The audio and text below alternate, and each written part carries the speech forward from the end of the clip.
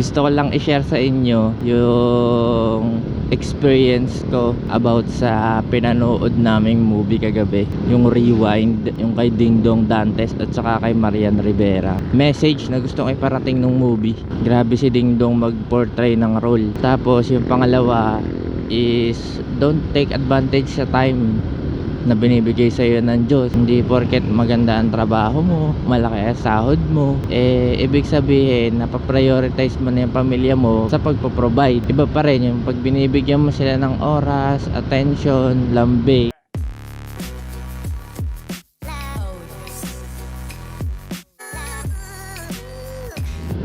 Yo, kamusta kayo mga friends kong malalapit? Today is Tuesday. Medyo kulimlim, hindi tayo sulo ngayong araw. Hi, gusto ko lang i-share sa inyo yung experience ko about sa pinanood naming movie kagabi, yung Rewind, yung kay Dingdong Dantes at saka kay Marian Rivera. Grabe, sobrang ganda ng movie. All throughout the movie umiiyak ka. Ang dami naging ang dami naging realizations, ang dami naging lesson learned. Although may halo siyang fiction, pero grabe yung message na gusto kong iparating ng movie. Grabe si Dingdong mag-portray ng role. Sa kanya din ako humanga nung napanood ko yung Seven Sundays. Siya rin yung pinaka nakakaiyak doon na karakter. Para ako sinampal ng movie.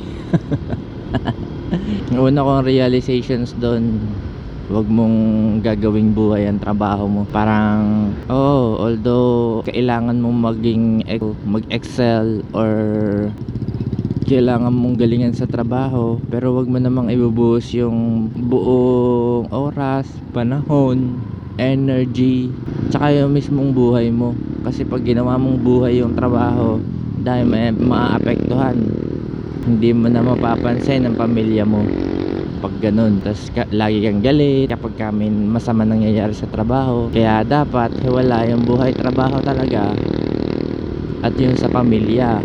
Tapos yung pangalawa is don't take advantage sa time na binibigay sa iyo ng Diyos, ni Lods. Don't take advantage yung mga oras na binibigay sa iyo ni Lord. Kasi hindi mo aasahan or hindi mo aakalain na baka isang araw kunin sa iyo ni Lods yung mga taong mahal mo, 'di ba? Sa isang iglap lang mawawala sila nang hindi mo namamalayan, 'di ba? Kaya wag mong i-take advantage yung oras na kesyo matagal pa naman 'yan, malusog ka naman, ganun. Kasi hindi natin masasabi ang panahon. Minsan 21 years old inaatake sa puso, 'di ba? Mga ganung bagay. Hindi mo na naman talaga may babalik ang oras kapag nangyari na yan. Kaya wag kang gagawa ng hindi mo gusto habang nabubuhay ka pa or nabubuhay pa yung mga taong mahal mo. Kasi kapag nawala sila, pagsisisihan mo talaga. Tapos yung sunod, prioritize mo palagi ang pamilya mo sa lahat ng bagay. Hindi porket maganda ang trabaho mo, malaki ang sahod mo, ibig sabihin napaprioritize mo na yung pamilya mo sa pagpo-provide. Iba pa rin yung pag binibigyan mo sila ng oras, attention, lambing, at syempre sa anak mo, yung pagiging proud, yung pagiging magulang mismo. Wag mong aalisin sa anak mo kasi baka one time may mangyari na di mo gusto, tapos sumama ang loob ng anak mo sa'yo sa buong buhay niya, dadalhin niya yun hanggang sa pagtanda niya, yung sama ng loob sa'yo. Tapos yung isa ko pang na-realize about do sa movie is huwag kang maging selfish na iniisip mo lang yung kapakanan mo. Kahit sabihin natin na yung ginagawa mo is para sa pamilya mo, pero hindi mo nare-realize na yung ginagawa mo pala is para sa sarili mo lang satisfaction, para sa sarili mo lang talaga yung ginagawa mo. Para bang wag mo silang ikulong sa isang bagay na hindi naman nila gusto, na akala mo all throughout okay lang sa kanila, pero hindi nila nararamdaman na gusto nila yung bagay na yun. Tapos yung isa pa na pinaka naging meaning sa movie is always communicate. Palagi kayo mag-usap ng asawa mo, ng girlfriend mo. Huwag laging init ng ulo yung uunahin, ganun. Kasi hindi mo alam, baka ilang taon na siya nagtitiis sa'yo ng ganun. Hindi mo lang nare-realize kasi masyado kang mainitin ng ulo. At saka hindi na kayo nakakapag-communicate ng maayos. Sobrang sakit ng movie na yun. Okay, mission completed na ulit. Grabe yung ano ng movie na yun. Yung epekto ng movie na yun.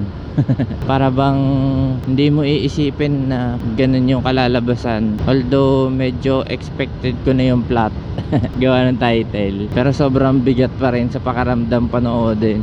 Grabe no, imaginein mo na lang ikaw yung nasa sitwasyon ni Ding Dong, ni John. John pa talaga yung pangalan. Tapos ganun yung mangyayari. Hindi mo talaga masasabi ang oras, kaya hanggat nandyan pa, sulitin mo na. Pero wag ka lagi magmamadali. Kasi yung mga maling decision mo sa buhay, isa rin yan sa makakapagpahamak sa'yo. Kapag lagi ka nagmamadali sa mga ganitong bagay, hindi mo naiisip yung mga posibleng maging masamang epekto nito sa buhay mo. Karamihan naman ng minadaling desisyon, hindi talaga napupunta sa maganda eh. Palagi siya may kaakibat na problema. Oo, minsan maganda yung kinakalabasan, pero minsan wala talaga, hindi mo talaga masasabi. Only time will tell talaga. Kaya galingan mo lagi sa pagde-decide kung ano ba dapat gawin, kung ganito ba dapat yung ginawa mo, mga ganung bagay. Kailangan mo talagang pag-isipan mo mabuti lahat na sasabihin mo, lahat ng gagawin mo. Lalo na ngayon dito sa era natin, social media era, isang maling decision mo lang, isang maling sinabi mo lang, wala ka na. I-hate ka na ng madaming tao na kahit hindi nila sinusuri yung sitwasyon, bigla ka na lang i-hate, diba? Yung movie na yun, hindi lang naman siya applicable sa may asawa at anak, applicable siya sa anak, applicable siya sa magulang, applicable siya sa kaibigan, sa lahat-lahat. Basta may mahal ka sa buhay na ayaw mong mawala sa'yo, applicable yun. Sobrang lawak ng market ng movie na yun, pero mas focus talaga siya sa family. Grabe, sobrang heartfelt ng movie na pagkatapos ng movie umiiyak ka pa din. Grabe yun talaga. Parang 3 to 5 minutes na yung movie tapos, pero umiiyak ka pa din. Talagang dire-diretso yung tulo ng luha mo. Yung tipong halos 30 minutes kang umiiyak sa movie. Grabe, sobrang mali-dehydrate na yung mata mo doon sa movie na yun. Ang ganda naman kasi talaga. Panoorin nyo. Meron pa sa Facebook. Sa Facebook lang kami nanood eh. Hindi kasi kami makalabas eh. Papunta sinihan. Sa ngayon, pirata muna. Pagdating ng panahon, basta may bagong labas na movie, pupuntahan talaga namin sa sinihan. Try nyo lang panoorin. Kahit sabihin ko na hindi ako masyado nakarelate doon sa movie, kasi hindi naman ako ganun ka workaholic eh. Yung para bang dinededicate mo talaga yung buhay mo para sa trabaho. Kasi kailangan mo naman talaga mag-enjoy paminsan-minsan. Hindi naman yung puro trabaho lang. Mahalaga ang trabaho, oo, sobrang halaga ng trabaho kasi hindi ka makakasurvive kung wala kang pinagkakakitaan. So ang trabaho, part lang yan ng buhay. Hindi kailangan gawin buhay yan. Kung i-dedicate mo ang buhay mo sa trabaho, parang wala ka na magiging buhay. Kasi para ka magiging slave ng trabaho mo. Yun eh. Para ka magiging slave ng trabaho mo. Kaya wag nyo lagi take advantage yung matagal pa naman yan, malusog naman ako.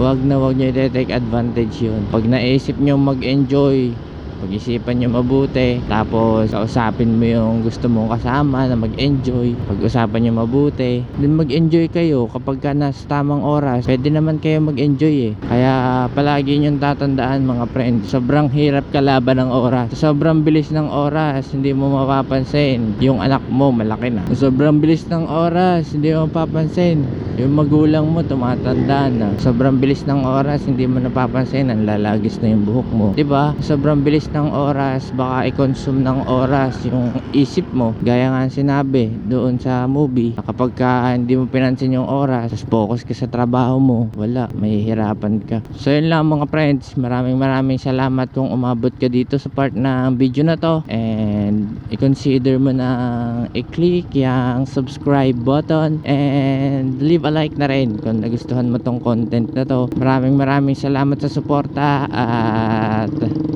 Maraming salamat sa panonood. Yun lang mga friends, may konti lang ulit akong paalala na maghinay-hinay kasi may naghihintay sa ating bahay. In English, don't drink and drive. Peace.